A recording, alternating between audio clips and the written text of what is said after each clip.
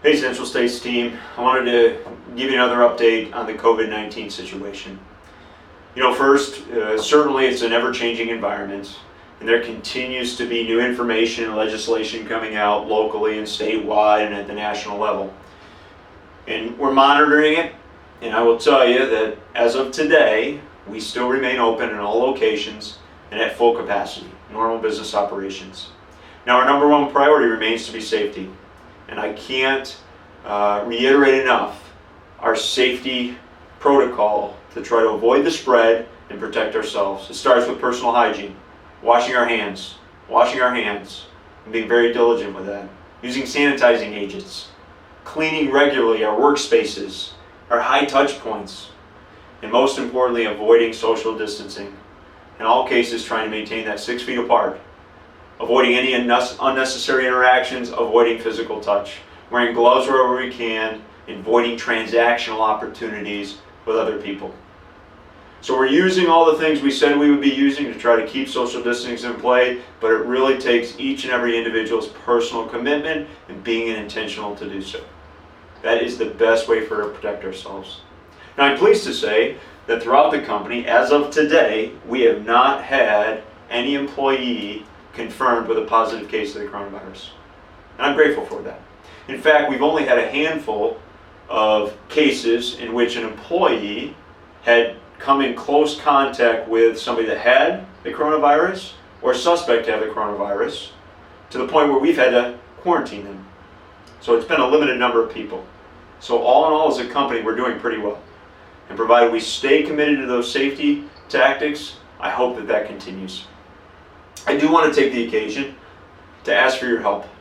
I know that tension levels are rising in the country. Cases are going up. And quite frankly, it's a serious situation. And I don't want to downplay that. But I want to remind you of how we're dealing with that. We have a COVID-19 playbook. And we are taking the lead on communication. When we become aware of a situation where an employee has potentially been identified to have the virus, or come in close contact with somebody that has the virus, or somebody that may be suspect having the virus, we engage. We ask a lot of questions to the individual. We're respecting the confidentiality of their circumstances, of their medical information that they're sharing with us.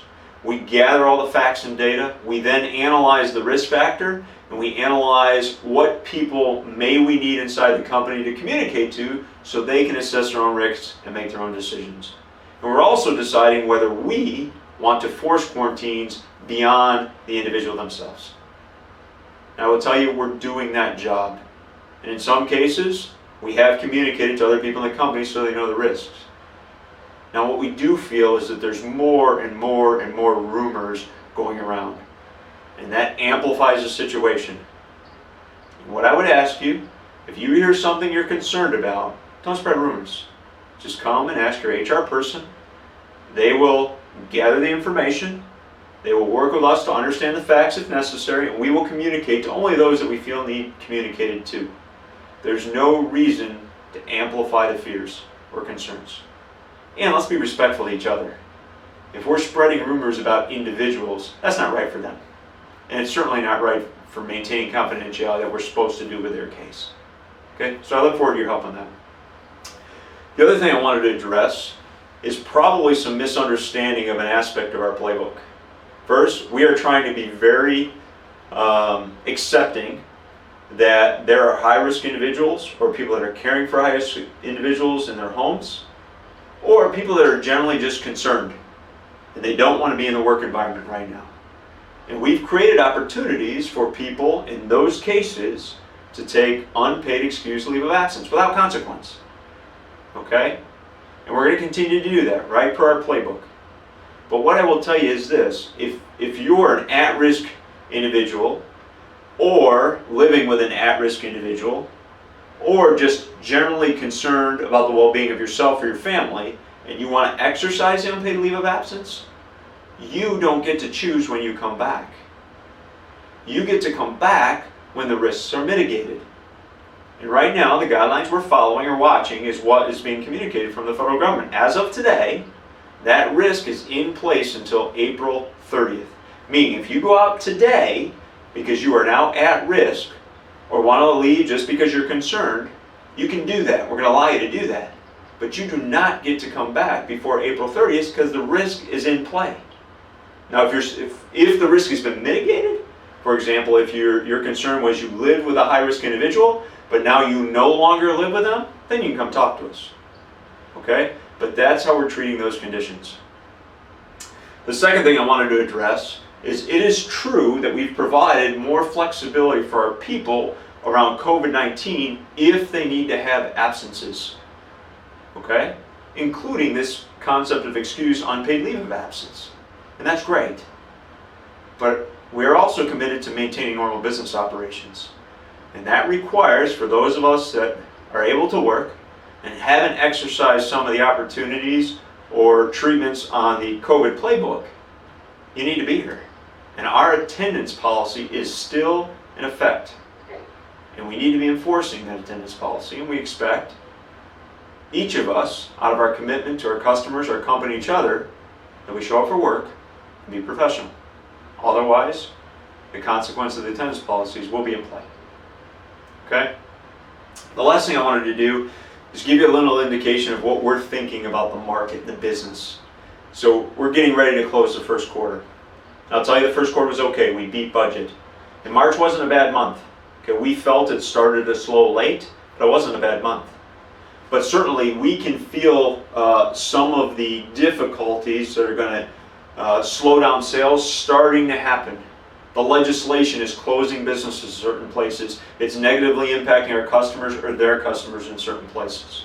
It's getting more and more difficult to get permits in all cases. It's getting more and more difficult to deliver jobs in certain hot spots. We know that crude is now $20 a barrel, and that is slowing business in places like Texas. There's fewer and fewer quotes that our customers are getting. There's just an increasing concern with the economy and the overall, I'll say, fear level of the nation.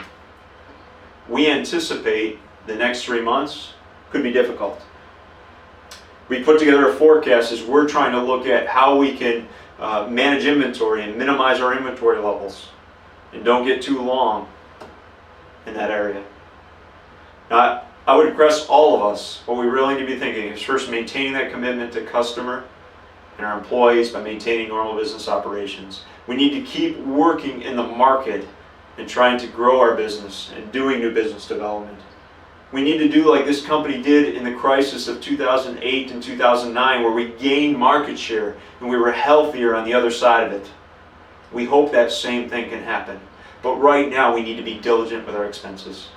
Now's the time, if we slow down, to be focusing on things like how to improve scrap, how to reduce our overtime, how to variabilize our expenses, how to delay spending, minimize supplies, look for other cost reductions.